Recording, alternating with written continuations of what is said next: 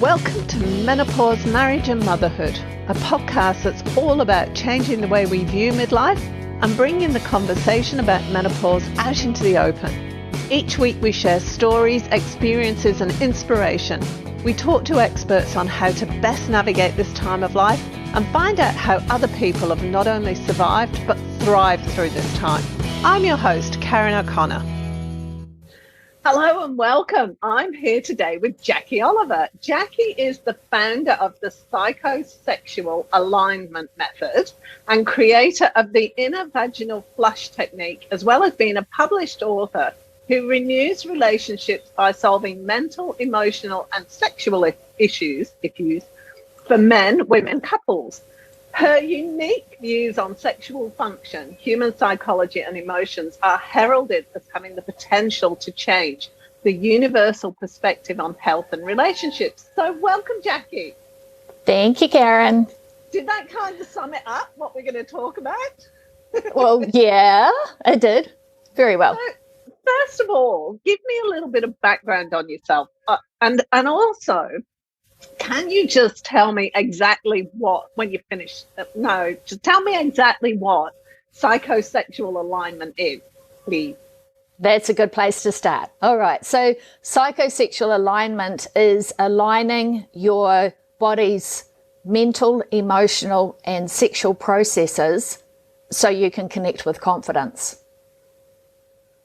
And the reason why we need this is because when we have mental contamination going on. Every woman knows this, that we're constantly split, our attention is split, and if we're not aligned mentally, then we won't be able to orgasm, as an example, because our brain doesn't know what we want. We haven't given any clear instruction.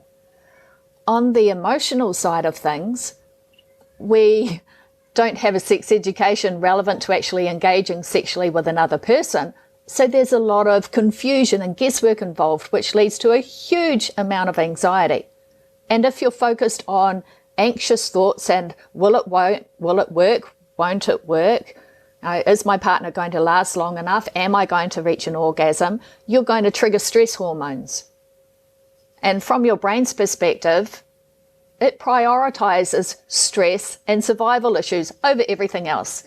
And so you'll be overrun with cortisol and adrenaline, and that makes you feel more anxious because your body goes on high alert. So then you're not actually focused in such a way that your brain knows that you want the sexual programs activated.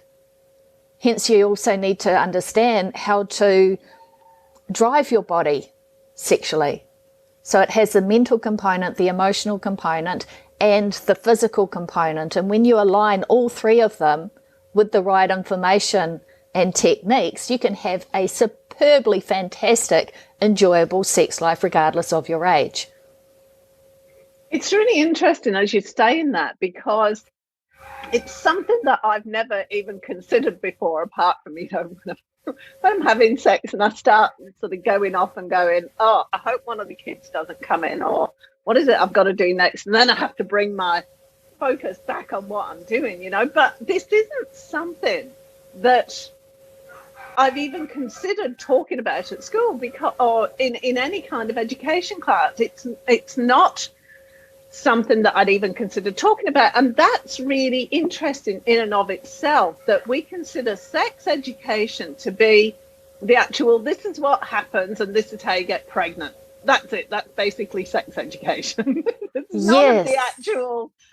This is how you keep your long-term relationship happy and healthy for the years to come.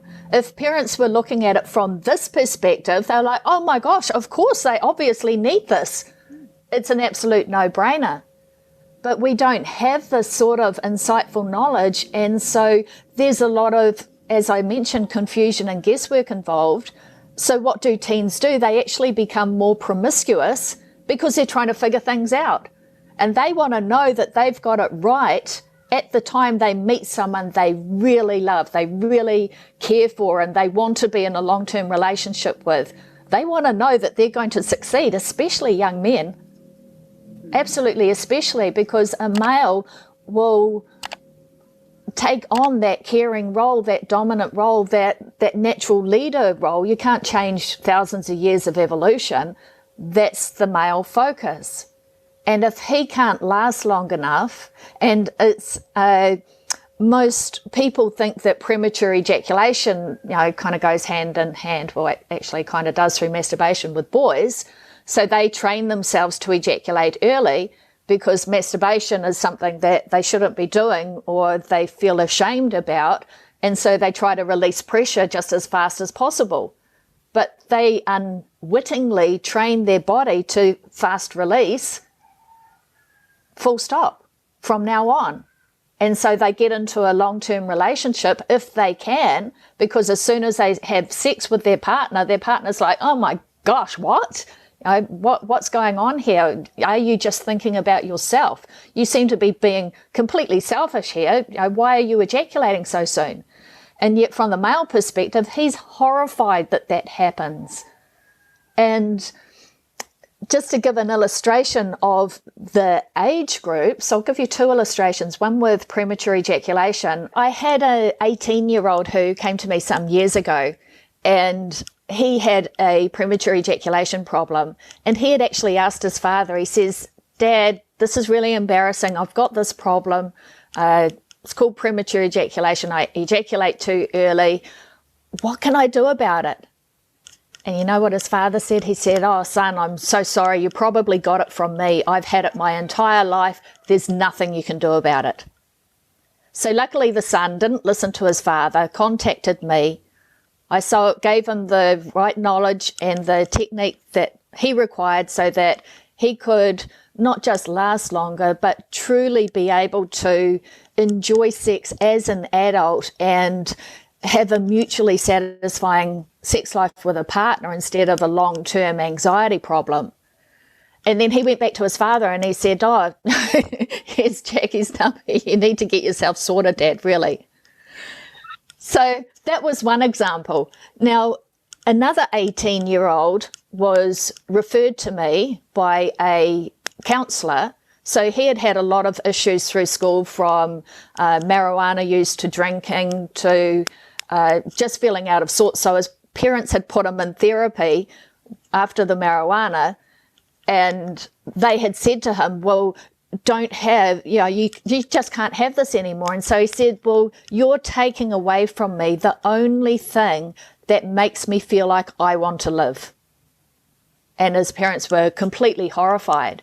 But they also didn't know that their 18-year-old son had a weak erection problem. It's known as erectile dysfunction by the medical world. They'll tell you that there's a blood flow problem. Yes, there's a blood flow problem. If your mental and emotional aspects aren't aligned when it comes to sex, you're going to have a blood flow problem because your brain doesn't know what you want. So he had this weak erection problem. He was only 18. He was completely freaked out. He would drown himself in the alcohol and drugs as a part of it. So all of these things are part and parcel. If you have a teen that has suddenly completely gone off the rails, yes, it might be alcohol, yes, it might be drugs, but before that, it can be a sexual function issue, which is leading to a huge amount of anxiety and stress. So I helped this young guy solve the erectile dysfunction problem. We addressed the anxiety and stress so that whenever he was feeling stressed, he would apply the emotional reset technique. Through that, within a week, he said, Jackie, I was at this party. I didn't want any alcohol. I didn't want any drugs. He had actually used it to stop smoking, but went to the party, didn't want any alcohol, didn't want any drugs. He was just happy being himself. So if you look at so many problems in society that lead to depression, that lead to addictions, that lead to drug and alcohol abuse, 80% of people of all ages suffer from sexual function problems because they don't know what to focus on. And for a male, it's like walking a tightrope. As a female, we just get to lie back and enjoy ourselves or sit on top or do whatever we're doing, but our primary focus to reach orgasm is to enjoy ourselves. Now, for a male, he's got to walk this tightrope. He's got to stay hard for the whole duration it takes for a woman to decide she's had enough foreplay. Then when she says, okay, I've had enough, put it in, or I want you inside me, he needs to be ready at that moment to be able to penetrate without any problems, still stay hard and in control, and be able to reach that desired amount of intercourse time. When a woman feels like she's had enough and she's done, she's like, okay, you can come now. And then, of course, she's wanting him to literally come now. Now, when he understands how to balance his sexual focus between himself, his partner, and the actions of sex, he's like, sure, honey, and boom, it'll happen within a minute. But if he's too focused on her, he can keep going and going and going and going. And this often happens, ED, that weak erection problem, happens a lot with very caring men because they put their partner absolute forefront. And so it may start during foreplay. He puts all of his attention on his partner. What's going to happen? His brain isn't going to receive enough arousing signals for him to keep the hard erection. So he starts going soft. What does she think? He doesn't love me. He's not attracted to me anymore. What if he's having an affair? And he's like, I'm doing absolutely everything that I can to please her. Why am I losing my heart? What am I doing wrong? And because he doesn't have any knowledge to reference the problem against, he's got no idea what he is doing wrong now. He's got no idea what he was doing right before. And so he can have this ongoing problem for 50 years or more. I once had a client who booked in with me. He was 72 years old, had a lifelong premature ejaculation problem, and had been losing erection hardness for the past 5 years as well. And I sorted him out, phoned me a week later. I'm sorted, Jackie. No problems at all. And my wife is now enjoying sex, and they were in their 70s. And he says, gosh, I wish I had talked to you 50 years ago. At that point in time, I was like, wouldn't have been a chance of that. But this is how long these problems last. And as myself, I was unable to reach an orgasm. There's around about 20% of women who are unable to reach an orgasm at all. Doesn't matter what's done to them, it just doesn't happen. And I was in that category. So I got to the point where I was completely against sex because there was nothing in it for me other than remorse and regret and pushing down on myself that I couldn't be normal. And after a period of time, that really plays on a person's self-confidence and self-esteem. And this is another thing that pushes people towards alcohol, drugs, depression. So there are all of these variables that can come into play here, and they generally affect a person's desire for sex over a period of time. Now, if a woman is in a relationship with a partner that may have a premature ejaculation or erectile dysfunction problem, that's going to make it, I was going to say harder, for her to reach an orgasm. There are a lot of puns in my work, honestly. I like to make it easier for people, and that it is normal, and these problems are normal because we don't have a sex education relevant to being in a long-term relationship with another person. So we have all of these challenges. Now, if she also has problems reaching an orgasm, then she's perhaps going to reach motherhood and have the perfect reason not to have sex. Because, yes, there's a huge amount of energy and effort involved in being a mother. So obviously there's going to be less energy for sex anyway. But a person can really use that reason to not engage. Now, the male understands this perspective. However, he's starting to feel a little bit like a fish without water because he's not getting his oxytocin fix. See, a woman has 80% more oxytocin, higher oxytocin levels than a man. We can just hug, hold hands, and just totally get off on that. But a male doesn't have that naturally high level. He gets that boost of oxytocin through orgasm, through intimacy with his partner. Now, if she's expecting a dissatisfying experience sexually, she's not going to want to have sex. She's not going to want to even kiss and cuddle, because for most men, a kiss and a cuddle, even the word connection means sex. It means coming together. It means building that emotional connection through intimacy.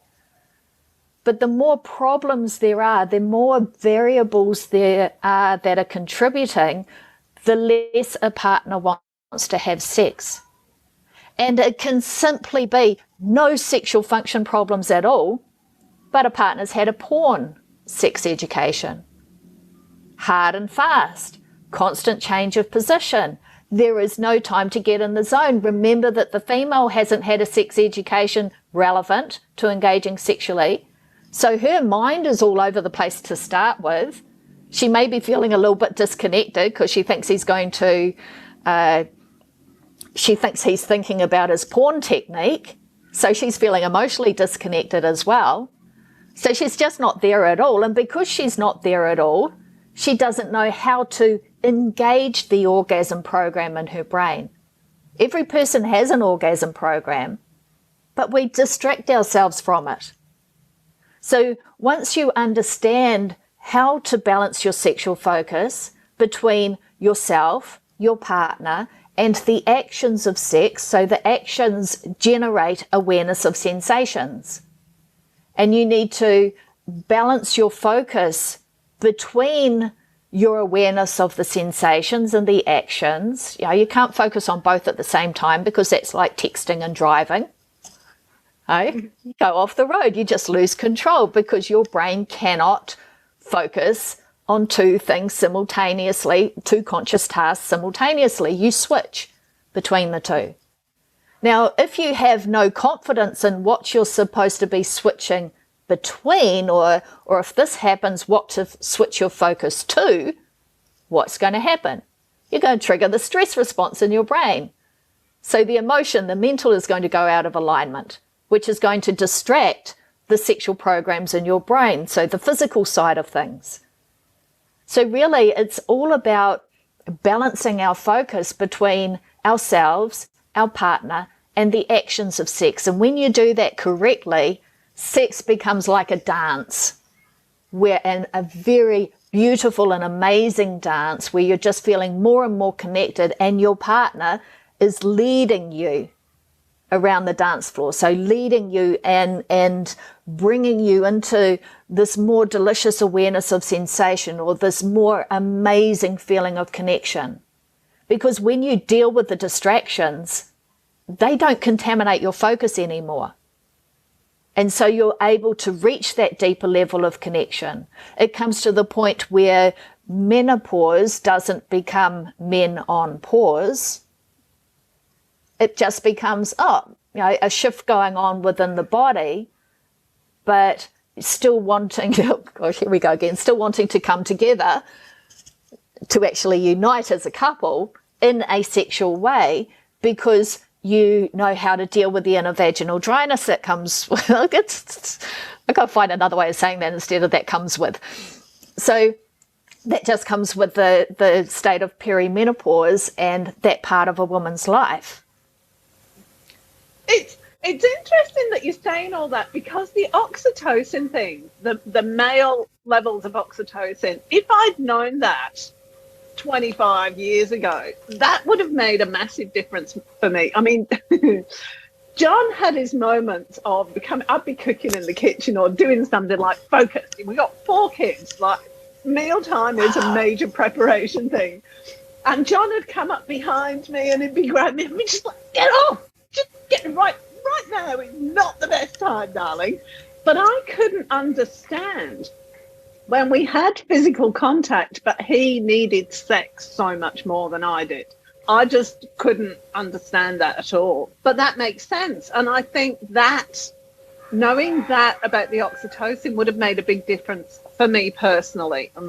Whether I would have used it to make myself wrong, probably, but at least I would have understood a little bit more, and it would have made, it would have made his actions, it would have given more explanation for his actions. Yes. And it actually gets really difficult for a male when his partner starts going through perimenopause. Like, that's really going to happen round about mid-30s, mid to late 30s, sometimes earlier, sometimes later. But it can last up to 10 years. And one of the common symptoms with that is inner vaginal dryness. Now, this is the type of dryness that it doesn't sound like much at all. But from the female perspective, it feels like your insides are being rubbed with very coarse sandpaper. And when it happened to me, it was just like, I wanted to run for the hills. I was like, no, wait, no, you're not going anywhere near there. Just not going to happen. And I was like, well, gosh, I had spent so many years feeling devastated that I couldn't orgasm, that I couldn't feel fulfilled as a human being. It's like, I'm not going to let that keep me down. I'm going to figure out what's causing, not even what's causing that. Don't need to know what's causing that. I want the solution. And so I applied a healthy dose of logic, which I do with all of my work, but also the advanced knowledge that I had came to over the years and developed the Inner Vaginal Flush Technique. Now, this is very similar to the flush mechanism on the toilet. You push the button and it flushes all of the internal walls. But instead of pushing a button, it's a muscular action. It's a pushing down action with your vagina. As though, if you want to try it now, it's as though you're blowing a bubble with your vagina. Like, now you can have fun with this. You can imagine that you are blowing a kiss to your partner with your vagina. Yeah. If you want to understand the full technical aspect of this, it's the same action as giving birth. It's the same action as ejecting a tampon. And actually, the more you practice this technique, you can actually eject a tampon just for the fun of it. Right? Because your muscles will get strong. And of course, the increase in blood flow is also going to help you more easily turn yourself on as well. Because what happens also over a period of time, for whatever reason you've lost interest in sex, because we don't have the higher levels of testosterone that a male has, which is also like, he has about 80% more. So he's constantly thinking about sex all day, every day. There is very rarely a day goes by that a male will not think about sex, at least once, maybe 10 times. So he doesn't lose that. However, us females, for all of the reasons, can lose our desire for sex, but we don't have that natural switch back on.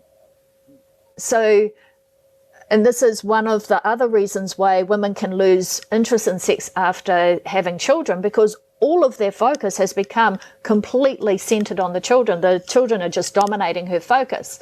So if she doesn't have any sexual thoughts, or if she's not dressing sexily anymore, because it's just easier not to put that effort in, then she's not going to be giving her brain any arousing signals.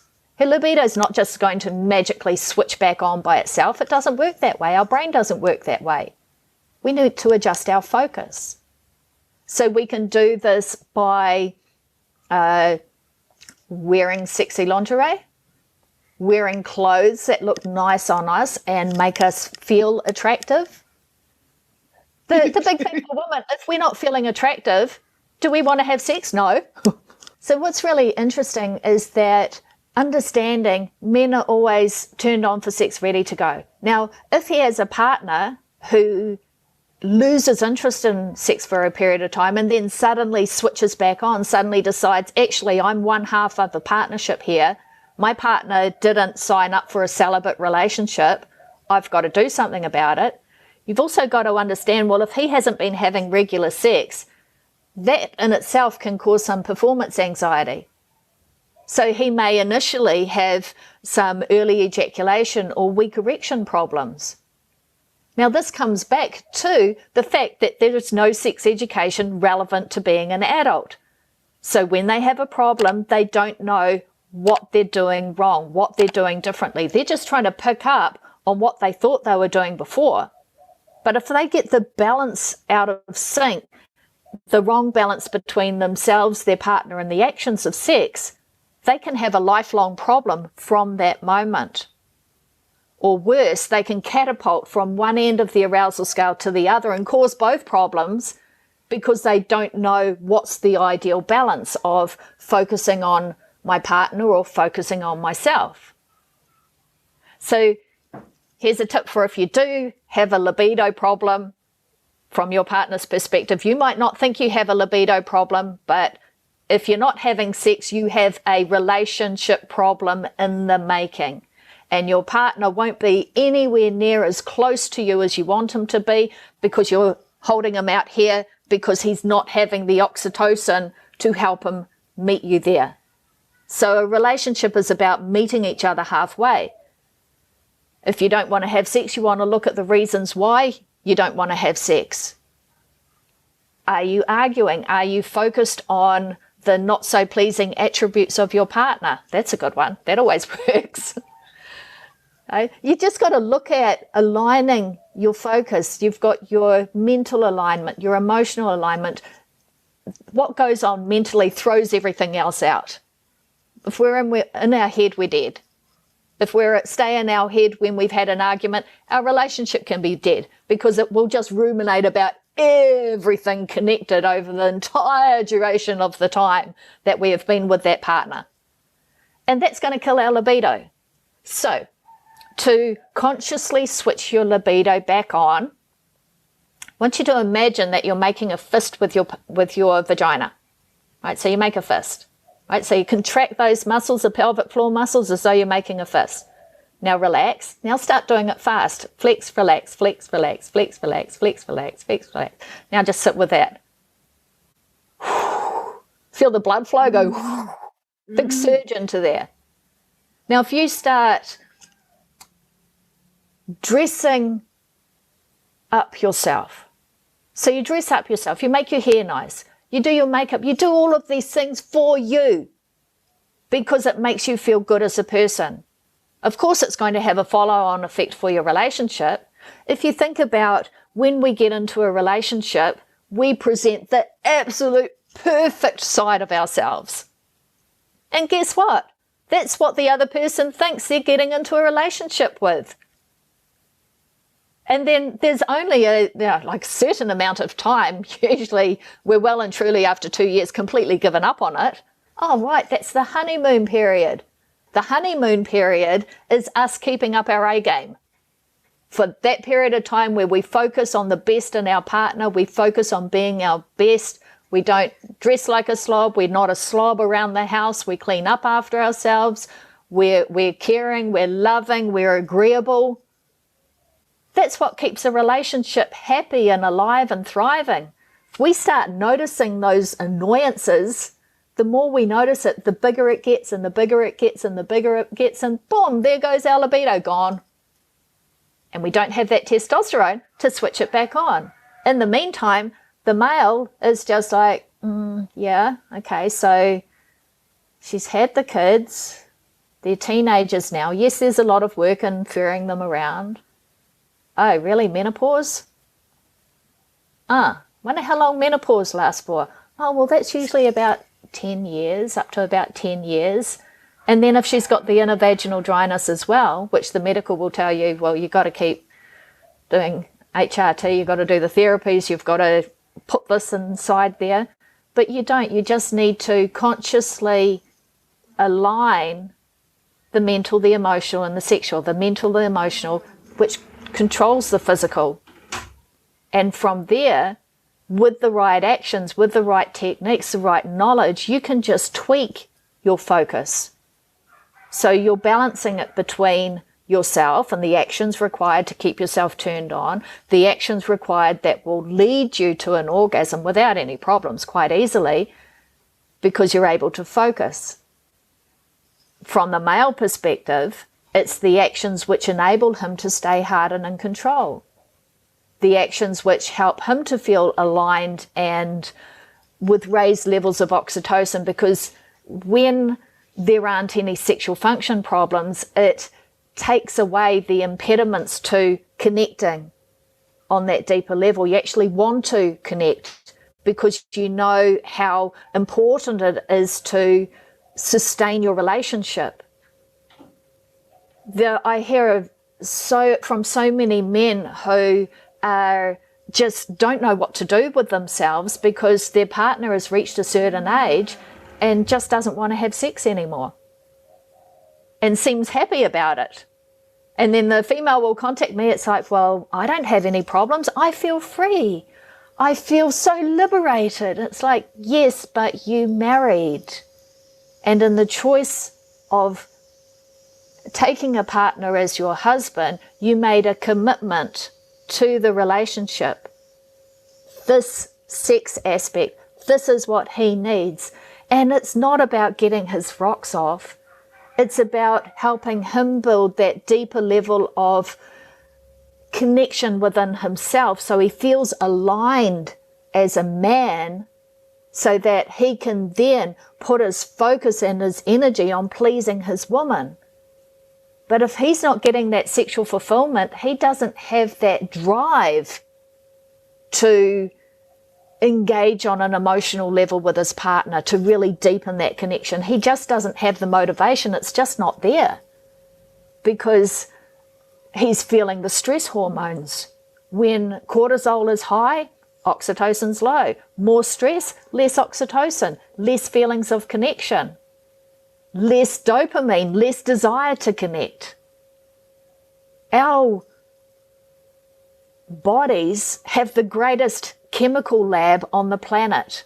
We can create all of these hormones, and yet our brain is going to focus on production of stress hormones first because they're necessary for our survival, then sex hormones, then happy hormones. If we're constantly triggering ourselves, all that production goes into stress hormones. And that's worse when a woman reaches perimenopause because her ovaries start shutting down and her adrenals take over production of the sex hormones.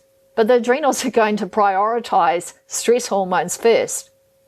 And we just go into overproduction, mass overproduction. We are legendary at generating stress hormones. We are just so good at it. We exhaust ourselves, quite literally. And that's when nutrition comes into play, because if we're not feeding our body lots of vegetables and fruits and healthy fats and healthy proteins, then what is our body going to use to build those hormones? And drinking lots of water, 1.5 to 2 litres of water a day, all of these things, they are such basic requirements of what our brain and our body needs to operate. But we make it worse because we're not in psychosexual alignment. We're out mentally, like quite literally completely out of the picture sexually sometimes. We're just not there. And a partner can always feel, male or female, a partner will always know if we're not connected, if we're not present in that moment. And if we have a sexual function issue, we're not present. We're worrying or we're wondering.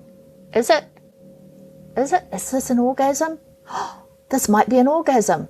You know, you'd think you're focused on the sexual act, but you're not. You're going off into your head. You've just completely turned off the orgasm program, even if you're like that close to being there.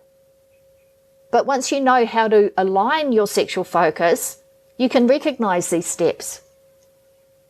And it becomes a game and a dance, and it's fun instead of, oh God, do we really have to do this again? You know?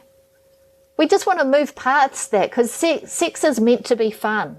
And I can tell you from going from being completely unable to orgasm to be able to orgasm completely on command, be in complete charge of your body, that's one of the greatest gifts that you can give to yourself so that you can be fully present with a partner, and then you can give yourself to your partner.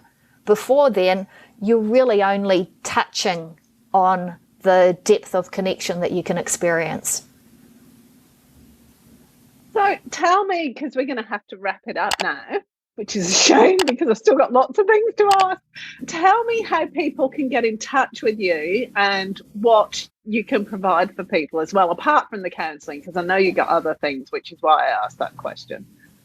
All right. So I have sex mastery programs for men and women, but a great way to get started is to go to my website, endtheproblem.com/more, for a report on that just gives you some insights on what's really going on with these functional problems and how you can best address it.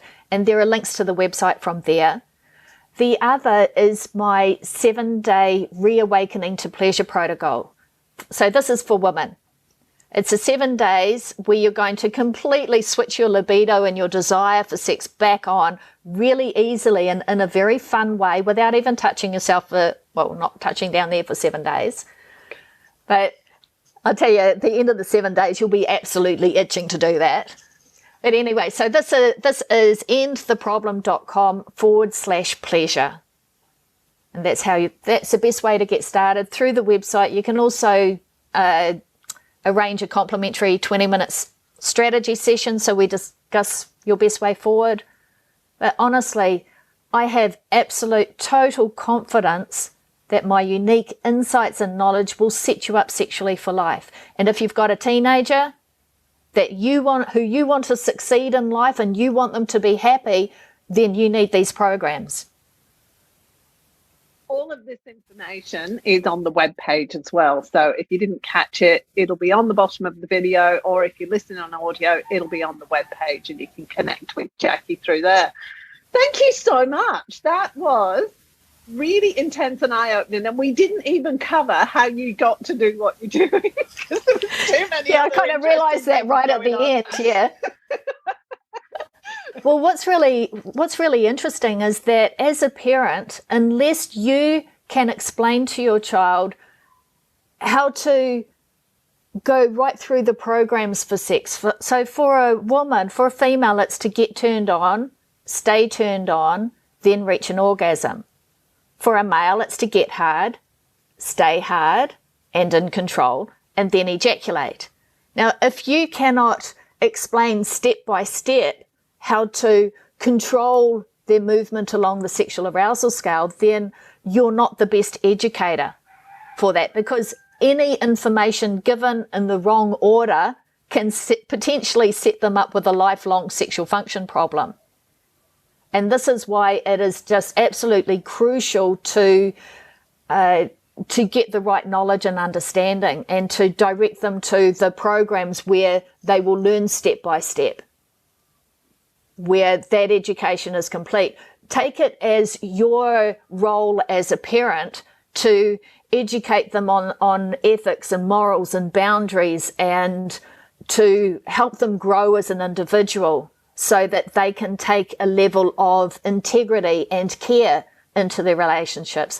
That's absolutely parent material as a parent, and you're probably already doing that. You just wouldn't have realized because it's not something that has possibly been presented to you before, that actually for them to succeed as an adult, they need this advanced level of sex education, and you can't really judge when it is to be given, because some teens tend to be becoming sexually active at an earlier age now.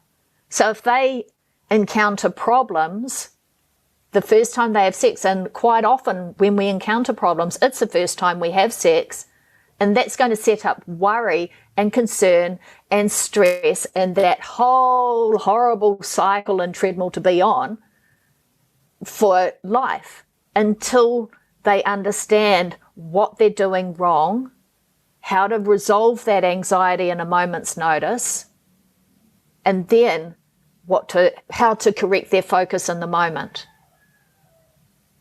And that's where it gets a little bit tricky, because depending on where they are and which program, whether they're getting turned on or staying turned on, the focus adjusts. just a little bit, just slightly. Your actions need to change a little bit so that you're progressing along that arousal scale, especially for a male, because, oh God, I'm going to say it again, he's got it really hard. He really has it really hard. He really has to be vigilant about balancing his focus because he needs to stay hard and he needs to stay in control for penetrative sex. So for him, any sort of worry there is going to cause a problem. But if you know that when you, like, imagine if you gave your teen a key, a car, and a petrol voucher. Here you go, son. Now, the motorway's just down the road there. I want you to head straight to the motorway and, rush hour's in half an hour. I want you to leave in half an hour's time and drive a car. Would that ever happen? No way. And yet that's what parents are doing to their children by relying on school sex education. Yes, it's going to keep them safe, but it's not going to prepare them for life in the real world. Thank you so much, Jacquie. That was absolutely brilliant. Thank you.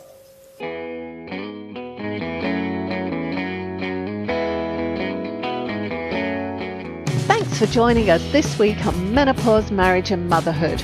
Make sure you subscribe to the show on your favourite player, and while you're at it, we'd love you to leave us a rating on iTunes, or if you'd simply tell a friend about the show, that would be amazing too. Be sure to tune in next week for the next episode, and remember, if you're busy thinking about what you can't have, how on earth are you going to enjoy what you can have? See you next week.